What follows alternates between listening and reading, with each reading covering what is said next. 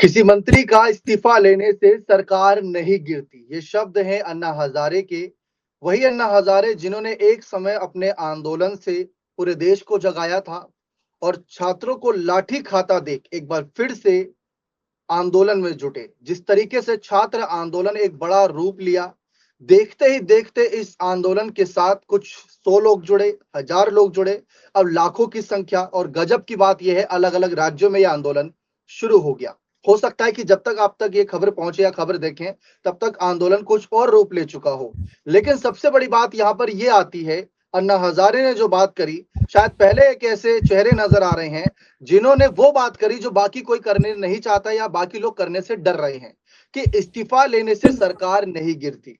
क्योंकि अखिलेश यादव का भी एक स्टेटमेंट था, उन्होंने कहा था कि अगर आज धर्मेंद्र प्रधान का इस्तीफा लेते हैं तो कल को यही पोल खोल देंगे और कल को बाकी नेताओं पर भी आ जाएगी और उनके भी इस्तीफे पर चर्चा शुरू हो जाएगी। तो डर है सरकार को कि इस्तीफा ले लिया तो इस्तीफों की झड़ी लग जाएगी।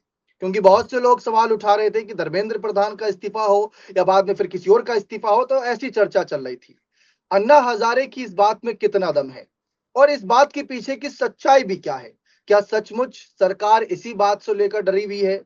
क्या यही कारण है कि इस्तीफा नहीं लिया जा रहा था धर्मेंद्र प्रधान का? क्या यही वजह है या कोई और? इसी मुद्दे पर खास जानकारी देने के लिए हमारे खास सहयोगी राकेश मोहन सिंह जी जुड़े हुए हैं। सर, आपका बहुत बहुत स्वागत है। बहुत बहुत शुक्रिया सर। बड़े लंबे दिनों के बाद अन्ना हजारे का नाम सुना, जो कि जमीनी स्तर पर आए और कुछ मौन प्रदर्शन भी उन्होंने किया, लेकिन उससे पहले चिट्ठी लिखी और अपनी बात भी रखी और सीधा कहा कि किसी का इस्तीफा लेने से सरकार नहीं गिरती। इसको आप कैसे देखते हैं सर? क्योंकि सरकार नहीं गिरती और सरकार बनाई बड़े लंबे समय के बाद बीजेपी ने थी, लेकिन वो खोने का डर सबको होता है, कुर्सी जाने का डर हर नेता को होता है। लेकिन क्या सिर्फ मंत्री का इस्तीफा लेना और सरकार गिरना, क्या इसमें कोई कनेक्शन है सर? देखिए, मंत्री का इस्तीफा लेना और सरकार गिरने का कनेक्शन है भी दीपक जी और नहीं भी है। इस बात को आप ऐसा समझिए कि वो मंत्री है कौन। अब आप गृह मंत्री अमित शाह का इस्तीफा तो नहीं ले सकते। इस्तीफा लेंगे तो अगर वो संगठन के व्यक्ति होंगे तो चुपचाप तो साइड हो जाएंगे, अगर नहीं होंगे तो सरकार गिर जाएगी। मध्य प्रदेश में यही हुआ था। ज्योतिरादित्य सिंधिया क्या थे, उन्होंने सरकार गिरा दी ना, उनके हित की बात नहीं हुई, सरकार गिरा दी। अब धर्मेंद्र प्रधान पर आते हैं। धर्मेंद्र प्रधान को मामूली व्यक्ति मत समझिए। धर्मेंद्र प्रधान वो व्यक्ति हैं जिन्होंने अपने दम पर लगभग अपने दम पर बीजेपी को उड़ीसा में सत्ता दिलाई है। आप इस बात को समझिए। धर्मेंद्र प्रधान वो व्यक्ति हैं जिन्होंने अपने दम पर बीजेपी में नवीन पटनायक की पार्टी बीजेडी से सांसद तोड़कर लेकर आए हैं। तो आप समझिए कि धर्मेंद्र प्रधान का जो कद है वो सरकार में किस स्तर का कद है। धर्मेंद्र प्रधान कोई मामूली व्यक्ति है नहीं सरकार में इस समय। धर्मेंद्र प्रधान को ये भी कहा जाता है कि वो फंड को मैनेज करने में भी बहुत माहिर है। तो हर दल को, हर पार्टी को फंड तो चाहिए। अभी भले ही छात्रों का आंदोलन हो रहा है तो फंड तो वहां भी आ ही रहा है, भले ही वो किस रूप में आ रहा है, कैसे आ रहा है, ये बात की बात है। लेकिन वहां खाना पीना लोग दे रहे हैं तो या तो वो फंड दे रहे हैं, नहीं तो इस तरीके से खाना पीना दे रहे हैं। तो किसी भी दल, किसी संस्था को या किसी भी प्रदर्शन को चलाने के लिए फंड की आवश्यकता होती है और धर्मेंद्र प्रधान वही व्यक्ति है। तीसरी बात, धर्मेंद्र प्रधान संघ के बहुत करीब है। आप इस बात को समझ लीजिए, धर्मेंद्र प्रधान संघ के बहुत अधिक करीब है। उड़ीसा में जब लोगों का आरएसएस पर बहुत अधिक कहीं ना कहीं भरोसा नहीं था, तो धर्मेंद्र प्रधान ही वही वो व्यक्ति है जिन्होंने आरएसएस को उड़ीसा में इस्टेब्लिश किया, वो और उनके परिवार में। तो इस एक जो अन्ना हजारे कह रहे हैं कि एक इस्तीफे से सरकारें नहीं गिरती, वो बहुत हद तक सही है, लेकिन हम ऐसा नहीं कह सकते कि वो पूर्ण रूप से सही है। जी दीपक। मोदी सरकार में इस्तीफे नहीं होते, ये बहुत एक चलन चला आया। हमने ब्रजभूषण के समय भी देखा था, जब उन पर आरोप लगे थे, महिला पहलवान प्रदर्शन कर रहे थे, तो उस समय भी ऐसी तस्वीरें थी कि जब उन्होंने भी संसद की तरफ कूच किया था, तो सड़कों पर उन्हें भी घसीटा गया था, यहाँ युवाओं को लाठी पड़ी। और वो तब अलग बात है कि जब महिला पहलवानों के साथ ऐसा कुछ हुआ, तो अन्ना हज़ारे ने कितना बोला, कितना नहीं, वो चर्चा का केंद्र था। लेकिन इस बार युवाओं की जो मार पड़ी, लाठीचार्ज हुई, जो भी हुआ, उससे अन्ना हज़ारे का दिल पिघल गया और वो खुद इस आंदोलन में जुट गए। अब सबसे बड़ा सवाल ये है कि जिस तरीके से आज अन्ना हज़ारे जुड़े, अब एक-एक करके बड़े चेहरे जितने भी हैं, जितने भी पर्दे के पीछे बड़ी भूमिका अदा कर चुके हैं, जिनका इतिहास ऐसा रहा है कि उन्होंने अपने फैसलों से सरकार झुकाई है, उन सब पर दबाव बन रहा है कि आप भी अब युवाओं के लिए बोलिए। आप क्यों नहीं बोल रहे? क्योंकि मुद्दा गंभीर है। युवा कब तक अपनी लड़ाई लड़ेगा? अब बड़े चेहरों को आगे आना पड़ेगा। राहुल गांधी आए, अखिलेश आए, पीएम आवास के बाहर उन्होंने धरना शुरू कर दिया। अन्ना हजारे ने भी मौन धरना किया, लेकिन चिट्ठी भी लिखी बकायदा। तो जो दबाव बढ़ रहा है विपक्षी नेताओं पर, और जिस तरीके से इस्तीफा नहीं लिया जा रहा सरकार द्वारा, क्योंकि अगर आप सर प्रोटेस्ट को देखें, तो शुरुआत में 1500 लोग जुड़े थे, उसके बाद देखते ही देखते हजारों लाखों की संख्या है। वही बात है कि अगर पौधा छोटा है तो उसको आप उखाड़ फेंक सकते हैं आसानी से, लेकिन अगर उस पौधे ने पेड़ का रूप ले लिया, उसकी जड़ें मजबूत हो गई, तो कल को वो आपकी घरों की दीवारें तोड़ सकता है। इतना पेड़ की जड़ों का काम होता है। और वही बात सरकार की आती है कि अगर इस सीजेपी के प्रोटेस्ट और अन्ना हजारे जैसे बड़े चेहरे प्रोटेस्टर अगर सड़कों पर आ गए और एक बार जड़ें मजबूत हो गई, तो कहीं सरकार के गिरने वाली बात जो है, खतरा जो है, कहीं वो सच ना हो जाए। सर, इस पर क्या कहेंगे? देखिए दीपक जी, ये वो सरकार नहीं है जो आसानी से गिर जाएगी। जी। समझिए इस बात को। सरकार को भी पता है कि किस तरीके से हैंडल करना, और सरकार ने इस बात को हैंडल करना शुरू कर दिया है। चंद दिनों में पता चल जाएगा कि सरकार ने क्या किया। और मैं तो ये कहूंगा कि अगले 36 घंटे बड़े अहम हैं इस प्रदर्शन को लेकर, क्योंकि कहीं ना कहीं जो एक्सटेंडेड परमिशन थी ना जंतर मंतर की, वो भी समाप्त हो गई है। प्रधानमंत्री ने भी आज सोशल मीडिया प्लेटफॉर्म एक्स के माध्यम से अपनी बात रख दी है। संसद में भी राज्यसभा में नेता सदन जेपी नड्डा और के संसदीय कार्य मंत्री किरण रिजिजू ने भी के विपक्ष को कह दिया है कि भैया हम नीट और पेपर लीक पर चर्चा करने को तैयार है। धर्मेंद्र प्रधान ने अपना बयान दे दिया है। जेपी नड्डा ने रात को प्रेस वार्ता करके विपक्ष पर हमला बोला कि ये मुद्दे का राजनीतिकरण हो रहा है। अब सुनिए मेरी बात आप कि अब जो ये अन्ना हजारे अगर आते हैं तो प्रोटेस्ट लंबा और खिंचेगा। और देखिए अभी एक बात और मैं स्पष्ट कर दूं दीपक जी, कि मैं तो लगातार जा रहा हूं और लोगों से लगातार बात कर रहा हूं। ये प्रोटेस्ट यूथ का है। वहां पर लोग कोई सीजेपी के समर्थन में नहीं आए, या सीजेपी का जो नेता है अभिजीत दीपके या सौरभ दास या अभिषेक रांका उसको पसंद करते हुए नहीं आए। ये जो लोग आए हैं, ये लोग सोनम वांगचुक के साथ जो हुआ वो आए हैं। ये जो सेंटिमेंटल, जो असल में वहां पर प्रदर्शनकारी है, मैं फिर रेखांकित कर रहा हूँ, जो असल में प्रदर्शनकारी है वो लोग सोनम वांगचुक के साथ जो हुआ, ये उसी का सेंटिमेंटल कलेक्शन ऑफ पब्लिक है। आप इस बात को समझिए। ये कोई अभिजीत दीपके और अभिषेक रांका और सौरभ दास के लिए पब्लिक या उनके विजन के लिए, उनके पास कोई विजन ही नहीं है। मैं बार बार इस बात को भी स्पष्ट कर देता हूँ, ये कोई विजनरी लोग नहीं है। विजन सोनम वांगचुक जैसे लोग या अन्ना हजारे आते हैं तो और विजन बढ़ेगा। क्योंकि देखिए दीपक, ये जो बात ये लोग कहते हैं कि हम गांधी के देश में हैं, भगत सिंह के देश में हैं, तो गांधी एक बात कहा करते थे कि कोई भी आंदोलन है वो तब तक जीवित है जब तक उसकी आत्मा जीवित है। तो आज ये भी पूछने की आवश्यकता है कि जो युवाओं का प्रदर्शन चल रहा है और जिसको कथित तौर पर ये अभिषेक दीपके, अभिषेक रांका और ये सब लीड कर रहे हैं, हालांकि मुझे लीडर के तौर पर दिखते नहीं है, क्या इन्होंने अभी भी उस आत्मा को जिंदा रखा है? दूसरी बात,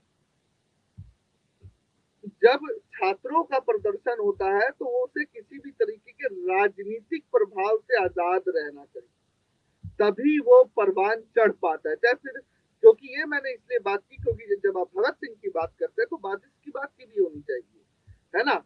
तो अन्ना हजारे के आने से बहुत हद तक इस प्रदर्शन को बहुत ज्यादा नैतिक मजबूती मिलेगी। जैसे सोनम वांगचुक जब तक वहां थे तब तक आप देखेंगे कि किसी तरह की हिंसा नहीं हो रही थी, पुलिस पर किसी तरह का पथराव नहीं हो रहा था, मीडिया कर्मी पीटे नहीं जा रहे थे, मोदी मीडिया के नारे नहीं लग रहे थे, इतनी भीड़ उग्र भी नहीं थी। लेकिन जैसे ही सोनम वांगचुक को पुलिस लेकर गई, वैसे ही क्या हुआ, सारे राजनीतिक दल मधुमक्खी की तरह इस प्रदर्शन पे चिपट गए। वहां पे जय भीम के नारे का क्या काम, वहां पे आजादी के नारे का क्या काम, वहां पे आरएसएस मुर्दाबाद के नारे का क्या काम। आप समझिए इस बात को कि वहां प्रदर्शन में चल क्या रहा है। तो अन्ना हजारे आते हैं इस प्रदर्शन में, दीपक जी मैं आपकी बात से बिल्कुल सहमत हूं, तो बहुत हद तक इस प्रदर्शन को नैतिक जिम्मेदारी और नैतिक रूप से मजबूती मिलेगी, और जो इस प्रदर्शन का डे वन जो मूल था, जो आत्मा थी, वो भी जीवित रह पाएगी। नहीं तो प्रदर्शन की आत्मा मैं रोज जा रहा हूँ, रोज देख रहा हूँ, दिन पर दिन कम हो रही है और उग्रता ज्यादा बढ़ रही है। आप देखिए एसीपी तक को घायल कर दिया गया, रैपिड एक्शन फोर्स के जवानों को, सिपाहियों को पीटा जा रहा है। कभी गांधी ने, आपने सुना कि गांधी ने किसी अंग्रेज का कॉलर पकड़ लिया और पीट दिया हो? भगत सिंह ने भी, भगत सिंह को भी जब लाहौर जेल में जबरदस्ती खिलाया पिलाया, खाना उनके मुंह में ठूसा जा रहा था, तो भगत सिंह ने भी अपने हम वतनों को कुछ बोला नहीं। ये आंदोलन में आपको पता होना चाहिए कि आपकी लड़ाई किससे है। तो अन्ना हजारे आते हैं तो नैतिकता के तौर पर, नैतिकता के आधार पर इस प्रदर्शन को जी। बहुत ज्यादा देगा। जी दीपक। जिस तरीके से जो जानकारी अभी आपको दी जा रही है, हो सकता है आप जब रिपोर्ट देखें जानकारियां बहुत सी बदल जाएं, किसी की शिरकत हो ना हो। जैसा सर ने भी जानकारी दी कि अगले 36 घंटे बड़े अहम रहेंगे, जो क्योंकि जो आप परमिशन लेते हैं वो कब तक है कब तक नहीं, उस पर भी नजर रहती है। और जो खबरें आ रही हैं कि अब पुलिसों को पीटा जा रहा है, आरएफ के जवान पर भी हमला हो रहा है, युवाओं का ये भी कहना है कि हम पर भी लाठी चार्ज हो रहे हैं। लेकिन सर ने यहाँ पर बहुत अच्छा एग्जाम्पल दिया कि जबरदस्ती यहाँ पर जिस तरीके से बड़े स्वतंत्रता सेनानी थे उनके साथ ही बहुत जबरदस्ती भी, लेकिन उन्होंने बदले में उनके साथ जो अपना कानूनी काम कर रहे थे या जो भी कुछ था उनके खिलाफ ऐसा कुछ नहीं किया, वो बहुत एक अहम हो जाता है ऐसे में। लेकिन अब सवाल ये भी उठ रहा है कि राजनीतिकरण हो रहा है, और हम देख रहे हैं सीजेपी के प्रोटेस्ट पर एक चेहरा जो बार बार दिख रहा है वो है अरविंद केजरीवाल। अन्ना बिल्कुल। हजारे के समय आंदोलन में अरविंद केजरीवाल जुड़े, उसके बाद चुनाव में उतरे, सीएम बन गए। अब सोच रहे हैं अभिजीत दीपके के द्वारा शुरुआत की गई सीजेपी के इस प्रोटेस्ट में अभिजीत दीपके ने भी जो कहा था कि सोनम वांगचुक सर को ले जाकर गलती करी, अब धर्मेंद्र प्रधान का नहीं नरेंद्र मोदी का इस्तीफा चाहिए, ये तक उन्होंने कहा था, ये उनके शब्द थे। तो अब अरविंद केजरीवाल सोच रहे हैं कि जो जिस प्रोटेस्ट पर पूरे देश की नजर है, उस प्रोटेस्ट पर और अभिजीत दीपके के सहारे पर कंधे बंदूक रखकर अब मैं पीएम बनने की तैयारी करता हूं। क्या लगता है सर, इसमें कितनी सच्चाई है कि अन्ना के सहारे सीएम बने और अभिजीत के सहारे पीएम बनने के सपने तो नहीं देख रहे अब कहीं केजरीवाल? हम लोग अब सामाजिक परिवेश में कहावत है कि ना नॉमन फेल होगा और ना राधा नाचेगी। यही कहानी है ये जो प्रदर्शन हो रहा है। और अगर अरविंद केजरीवाल इस प्रदर्शन के सहारे कोई बड़े राजनीतिक महत्वाकांक्षी लाभ रखना चाहते हैं, छात्रों का प्रदर्शन है, छात्रों तक सीमित रहने दिया जाए। क्योंकि आप समझिए कि अब सोशल मीडिया पर भी ये कहा जा रहा है कि नीट के बच्चे तो काउंसलिंग में है, वहां कौन से बच्चे हैं जी, समझिए आप। और अरविंद केजरीवाल जिस तरीके से मनीष सिसोदिया ने अभिजीत दीपके का अनशन खत्म किया, जिस कल भी ये संजय सिंह तो रोज रात को पहुंच जा रहे हैं, नॉर्थ एवेन्यू रहते हैं, जंतर मंतर आ जा रहे हैं। देखिए आने में कोई समस्या नहीं। आपको मैं बताऊं कि देश में जो आंदोलन हुए, बिना राजनीति के जितने आंदोलन हुए दीपक जी, वो सब सफल रहे। अन्ना हजारे का अगर आप आंदोलन देखेंगे तो उन्होंने मंच शेयर नहीं किया अंतिम समय तक, सफल हुआ। आपको नैतिक मैं ये जो युवाओं का प्रदर्शन है, आज जो भी लोग कहें चल रहा है, लाठी जो चली, लाठी गलत चली, लेकिन कहीं ना कहीं ये भी समझना चाहिए कि लाठी गलत चली, लेकिन जब ये बता दिया गया था कि परमिशन नहीं है संसद जाने का, तो आप नहीं जाते, आप वहीं बैठते, सड़कों पर बैठ जाते। लेकिन कुछ बच्चों ने जो पथराव किया, मैं वहीं था जहां पथराव हो रहा था, तो मैंने देखा है, मैं धरातल की सच्चाई देख रहा हूँ, और तो मैं वो उस आधार पर आपको बता पा रहा हूँ। तो ये जो पूरा विषय आपका है कि जब तक आप ये अरविंद केजरीवाल जो बार बार अपने लोग भेज रहे हैं, उन्होंने हेल्पलाइन जारी की लीगल सपोर्ट के लिए, कहीं ना कहीं इस आंदोलन की आत्मा को खत्म करता जा रहा है, धीरे धीरे खत्म कर रहा है। देखिए, किसानों के समय भी आंदोलन हुआ, वहां राजनीति का बहुत हस्तक्षेप नहीं हुआ, तो आंदोलन सफल रहा, भले ही 13 महीने बैठे वो लोग। अब इनके साथ समस्या ये हो गई है कि ये इनकी जो बात है ना, ये पेपर लीक की या रोजगार की, ये जनता को परेशान तो कर रही है, लेकिन जो विचार है वो उतने एम्पलीफाई नहीं हो पाए दीपक भाई, कि जिससे बहुत अधिक तक जनता जुड़ पाए। मैं छोटा था दीपक जी, अन्ना हजारे का जब आंदोलन था, तो मैं वोटर नहीं था, पढ़ रहा था, तो मैंने देखा है, अपनी गली की बात बता रहा हूँ मैं आपको, देखी कोई वहां स्पॉन्सर्ड भीड़ नहीं थी, अन्ना हजारे की फोटो लेके हाथ में, और उनको समर्थन के लिए हमारे पूरे अपार्टमेंट के लोगों ने रैली निकाल दी थी। कोई मतलब नहीं उनको अन्ना हजारे से, उनकी जिंदगी बढ़िया चल रही है, किसी तरह का कोई सरोकार नहीं, भैया ठीक है ठीक है, लेकिन रैली निकाल। जब ये होने लगता है ना दीपक जी, स्वतः आपके यहाँ भी निकला होगा, आपका निवास भी जहाँ है, ये जो जी स्वतः चीज होती है ना, तब आपको समझ में आता है कि आपका जो प्रदर्शन है वो राष्ट्र स्तर पर एम्पलीफाई हो गया है। लेकिन जब जी तक ये नहीं होता है, तो आपको समझने की जरूरत है कि आपको और तैयारी करनी पड़ेगी, और नैतिकता के आधार पर मजबूत होना पड़ेगा, लोगों के दिल को छूना पड़ेगा, तभी लोग आंदोलनों में जुड़ते हैं दीपक।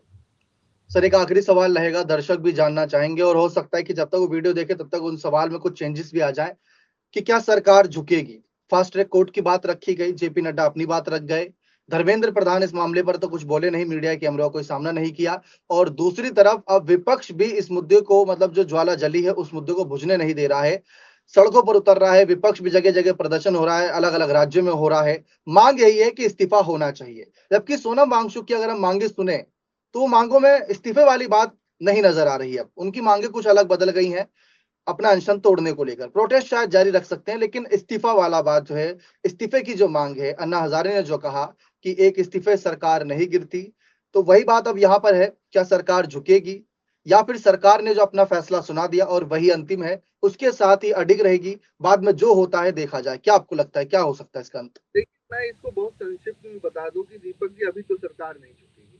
कारण है, जी जब जिस तरीके के बयान धर्मेंद्र प्रधान की तरफ से आ रहे हैं विपक्ष को लेकर, वो कहीं ना कहीं इस बात को पुख्ता कर रहे हैं कि सरकार ने अभी उन्हें कहा है कि आपको परेशान होने की आवश्यकता नहीं है, अभी आप बने रहेंगे पद पर, ये अभी है।